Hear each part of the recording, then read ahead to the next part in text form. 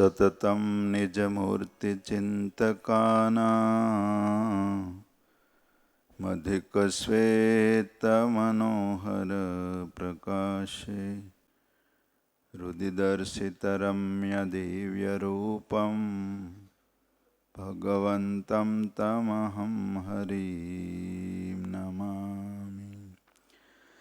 બોલો શ્રી સ્વામિનારાયણ ભગવાનની, શ્રી હરિકૃષ્ણ મહારાજની, લાડીલા શ્રી ઘનશ્યામ મહારાજ, શ્રી નારાયણ મુનિદેવ, શ્રી લક્ષ્મીનારાયણ દેવ, શ્રી નરનારાયણ દેવ, શ્રી ગોપીનાથજી મહારાજ, શ્રી રાધારમણ દેવ, શ્રી મદન મોહનજી મહારાજ, શ્રી વિઘ્ન વિનાયક દેવ, શ્રી કષ્ટભંજન દેવ, શ્રી 500 પરમહંસની જય.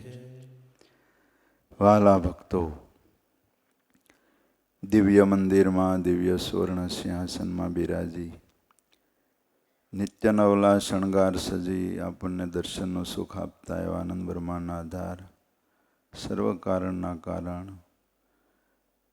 આપણા મોક્ષના દાતા પ્રગટ સ્વરૂપે બિરાજતા વાલા વાલા લાડીલા શ્રી ઘનશ્યામ મહારાજ, આ દિવ્ય સભામાં બિરાજતા વાલા વાલા રાજાધીરાજ મહારાજ, બાલુડા હરિકૃષ્ણ મહારાજ, સરસ મજાને આપણને ધનુર્માસમાં 1 મહિના સુધી બંને વક્તાઓ કથા સંભળાવવાના પૂજ્ય તીર્થ સ્વરૂપ સ્વામી, પૂજ્ય અચલ સ્વરૂપ સ્વામી તથા પૂજ્યપાદ હરિપ્રકાશ સ્વામી, પૂજ્યપાદ હરિનારાયણ સ્વામી, પૂજ્ય અમૃત સ્વામી વગેરે તમામ બ્રહ્મનિષ્ઠ સંતો, પાર્ષદવર્ય રમેશ ભગત વગેરે પાર્ષદો, વાલા યજમાન પરિવારો તથા તમામ ભક્તોને ભાવથી જય સ્વામી, જય સ્વામિનારાયણ. વાલા ભક્તો, આજે પરમ પવિત્ર વચનામૃતનો પ્રાગટ્ય દિવસ છે. સંવત 2080 માગશર સુદ ચોથનો પવિત્ર દિવસ છે. તારીખ 16/12/2023 નો પવિત્ર દિવસ છે. આજથી વાલા ભક્તો પરમ પવિત્ર ધનુર્માસની કથાનો પ્રારંભ થાય છે. ધનુર્માસ એટલે 1 મહિનો ભગવાનમાં જોડાવાનો આ મહિનો છે. ભગવાનની ભજન ભક્તિ, કીર્તન ભક્તિ, ધ્યાન ભજન કરવાનો આ સમય છે. તમારે ગ્રસ્થને બીજા ત્રીજા કોઈ મુહૂર્ત ન હોય, આ લગ્ન કે વિવાહના બીજા, એટલે આ મહિનામાં સૌ કોઈ ભજન કરે 1 મહિના સુધી. તો દરેક ભક્તોને ખાસ વિનંતી છે કે 1 મહિનો વહેલા જાગી અને બરાબર મંગળામાં આવી જાઓ 6 વાગ્યે અને 6:30 અહીંયા સભા સ્થાનમાં પોતાનું સ્થાન લઈ લેવાનું. 1 મહિના સુધી બધા ટેક રાખજો કે દરરોજ કથામાં આવી જવું. 1 મહિનો કથા સાંભળીએ તો આપણો સમય સાર્થક ગણાય ધનુર્માસનો. સ્વામિનારાયણ ભગવાને આ બ્રહ્માંડમાં પધારી પોતાની પરાવાણી આપણને સંભળાવી છે એવો આજનો પવિત્ર દિવસ. સંવત 1876નું પહેલું વચનામૃત છે, માગશર સુધી ચતુર્થીનું. શ્રીજી મહારાજે એમાં વાત કરી કે કઠણમાં કઠણ કયું સાધન છે. ત્યારે બ્રહ્મચારી, સાધુ, ગ્રસ્થ એમણે પોતાની સમજણ પ્રમાણે બધાએ ઉત્તર કર્યો.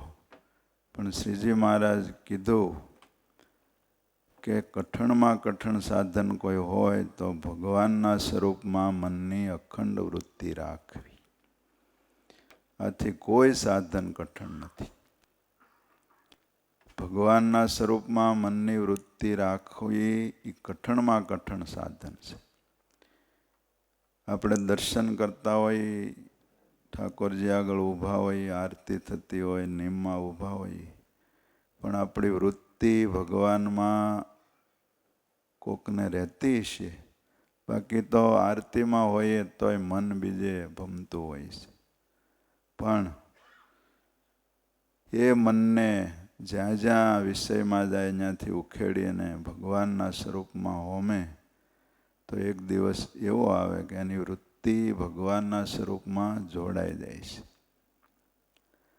આપણે દર્શન કરીએ, કથા સાંભળીએ કે ભક્તિ કરીએ, પણ આપણા મન, ઇન્દ્રિયો અને આત્મા આ ત્રણે જો એકાગ્ર થઈને ભગવાનમાં જોડાય તો એનું બહુ મોટું આલા ભક્તો ફળ થાય છે.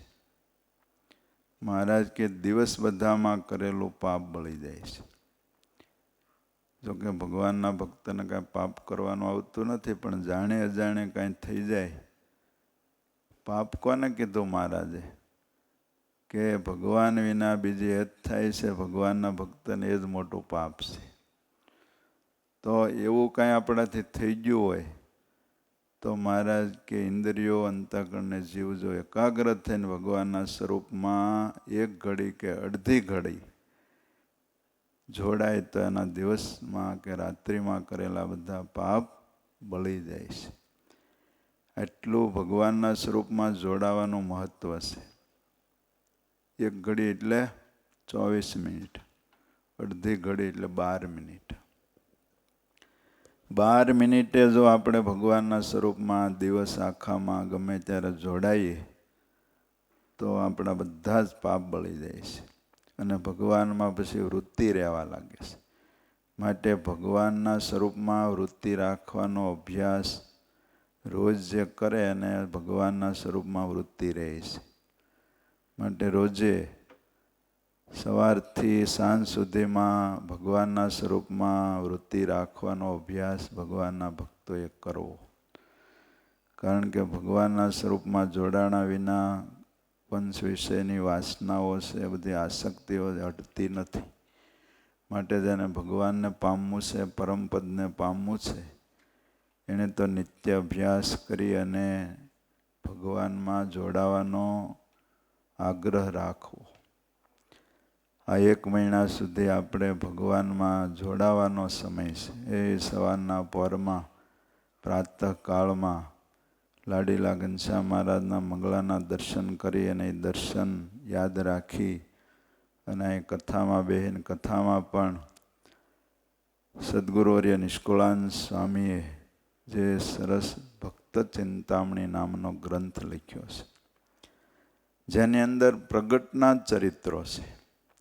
એમાં પ્રગટ ભગવાનને, પ્રગટ સંતને, પ્રગટ હરિભક્ત ભાઈના જ ચરિત્રો એમાં આવે છે. બીજી કોઈ એમાં વાત સ્વામી લખી નથી. અને પ્રગટ ભગવાનને, પ્રગટ ભગવાનના સંત ભક્તોના ચરિત્રો સાંભળવાને ગાવા એથી મોટી કોઈ આપણા કલ્યાણ માટે પ્રાપ્તિ નથી. માટે વાલા ભક્તો, આ ધનુર્માસમાં ભગવાન શ્રી કૃષ્ણ નારાયણ સાંદીપની ઋષિના આશ્રમમાં વિદ્યા ભણવા ગયા હતા. એટલે ભગવાન વહેલા જાગીને સવારમાં વિદ્યા ભણવા જાય. ભગવાન જ્યારે આ લોકમાં આવે ત્યારે બધી મનુષ્ય લીલા કરે છે. ભગવાનને શું ભણવાનું હોય કહો? પણ આપણને શીખવાડવા માટે. તો આપણે પણ આ આધ્યાત્મિક પાઠશાળામાં આવી અને આપણે આધ્યાત્મિક વિદ્યા ભણવાની છે. ભગવાનને પમાય એવું કરવાનું છે. માટે એ આજથી ધનુર્માસ શરૂ થાય. 16 તારીખ એટલે એ તમારે પરફેક્ટ 16 તારીખે ધનુર્માસ શરૂ થઈ જાય ને 14 પૂરો થાય. માટે 1 મહિના સુધી બધા ભક્તો, ભાઈઓ, બાળકો, યુવાનો, વૃદ્ધો બધાએ ખાસ લાભ લેવાનો છે. સવારના પહોરમાં ગોદડું તો તાણ કરે, પણ થોડુંક સજાગ થઈ અને ઊંઘનો ત્યાગ કરી કથા સાંભળી લઈએ તો કામ થઈ જાય. બાકી તો હવે ધનુર્માસ આવ્યો, આવતા વર્ષે આવે, પછી લાભ મળે કે ન મળે શું ખબર કહો? આ દેહનો કાંઈ નિર્ધાર તો છે નહીં. માટે લાભ લઈ લેવો. તો આવો આજે પવિત્ર દિવસ છે વચનામૃત જયંતીનો, ને એમાં આ ધનુર્માસ શરૂ થાય છે એટલે બહુ મહાન દિવસ ગણાય. મહારાજે પ્રથમનું પહેલું વચનામૃત કીધું અને એમાં બહુ સરસ 3-4 પ્રશ્નો છે. એમાં છેલ્લો પ્રશ્ન છે હરજી ઠક્કરનો. મહારાજ ઘણા હરિભગતો ઘણા ટાઈમ સુધી સત્સંગ કરે છે, પણ એને દેહને દેહના સંબંધીમાં ગાઢ પ્રીતિ છે એવી સત્સંગમાં કેમ થતી નથી? આપણો જ આ પ્રશ્ન છે. મહારાજ કે એને પ્રથમ તો ભગવાનનો મહિમા સમજાણો નથી, અને જે સાધુ થકી ભગવાનનો મહિમા સમજાય છે એ સાધુ જ્યારે પોતાના સ્વભાવ પર વાત કરે છે ત્યારે એ સ્વભાવને મૂકી શકતો નથી. વાત કરનારા સંતનો અવગુણ લે છે. અવગુણ લીધો એ પાપ લાગ્યું. એટલે મહારાજ કે પાપે કરીને એને સત્સંગમાં ગાઢ પ્રીતિ થતી નથી. માટે અન્ય ક્ષેત્રે કૃતમ પાપમ તીર્થક્ષેત્રે વિનશ્યતિ, તીર્થક્ષેત્રે કૃતમ પાપમ વજ્રલેપો ભવિષ્યતિ. અન્ય સ્થળને વિશે પાપ કરો એ તીર્થમાં જઈને બળે છે, પણ તીર્થમાં જઈને પાપ કરો એ ક્યાંય બળતું તો સંત તીર્થ છે, સાધુ છે જંગમ તીર્થ છે, મંદિરો છે એ સ્થાવર તીર્થ છે. 2 પ્રકારના તીર્થો છે. માટે તીર્થમાં જઈને તો આપણે પુણ્ય કરવાનું હોય, પાપ કરવાનું હોય. આપણા સ્વભાવ ટાળી સંત કોઈ આપણા સ્વભાવ બતાવે તો એ ટાળીને એનો ગુણ લઈએ તો સત્સંગમાં ગાઢ પ્રીતિ થાય. તો વાલા ભક્તો, આપણે પણ આવી સત્સંગમાં ગાઢ પ્રીતિ કરીને આપણું આત્યંતિક કલ્યાણ આપણે કરવાનું છે. માટે ભગવાનને ભગવાનના સંત ભક્તનો મહિમા સમજવો, પોતાને આત્મારૂપ થઈને બ્રહ્મરૂપ થઈને ભગવાનની ભક્તિ કરવાનો આગ્રહ રાખો. આ દેહને તો મહારાજ કે પોતાનું સ્વરૂપ માનવું જ નહીં. દેહના સંબંધીને પોતાના સંબંધી માનવાની. કેમ? તો કે એનો સંબંધ આગળ રહ્યો નથી એને રહેવાનો. આપણા સાચા હગા તો ભગવાન, ભગવાનના સાધુ ને ભક્તો છે. એની સાથે આ લોકમાં રહેવાનું છે ને ધામમાં પણ એની સાથે રહેવાનું છે. માટે એમાં આપણે આત્મીયતા કરીએ અને ભગવાનનું ભજન કરીએ અને સુંદર કથા સાંભળીએ અને કથાને આત્મસાત કરીએ. એવી રીતે આપણે બધાએ 1 મહિના સુધી કરવાનું છે. તો ભગવાન લાડીલા ઘનશ્યામ મહારાજ, બાલુડા હરિકૃષ્ણ મહારાજના ચરણમાં પ્રાર્થના કરીએ કે મહારાજ અમને પૃથ્વીરાજાની જેવી કથા સાંભળવામાં પ્રીતિ આપજો, તમારી કથા સાંભળવામાં પ્રેમ જગાડજો. અને કથા સાંભળતા આપણે સજાગ રહેવાનું, ઊંઘવાનું નહીં હો. અત્યારે મને સજાગ ન હોય તો ઊંઘી જવાય. એટલે બહુ સજાગ રીતે બેસી કથા પ્રેમથી સાંભળીએ અને કથાને હૃદયસ્થ કરીએ. જેટલા ચરિત્રો આવે એ આપણે સાંભળીએ અને અંતરમાં ઉતારીએ તો આપણું અંતર આનંદથી ભરાઈ જાય અને ખૂબ ખૂબ સુખિયા થઈ જાય. એવી ભગવાનના ચરણમાં પ્રાર્થના કરી અને વિરમું છું. સદાનંદ સ્વામી મહારાજની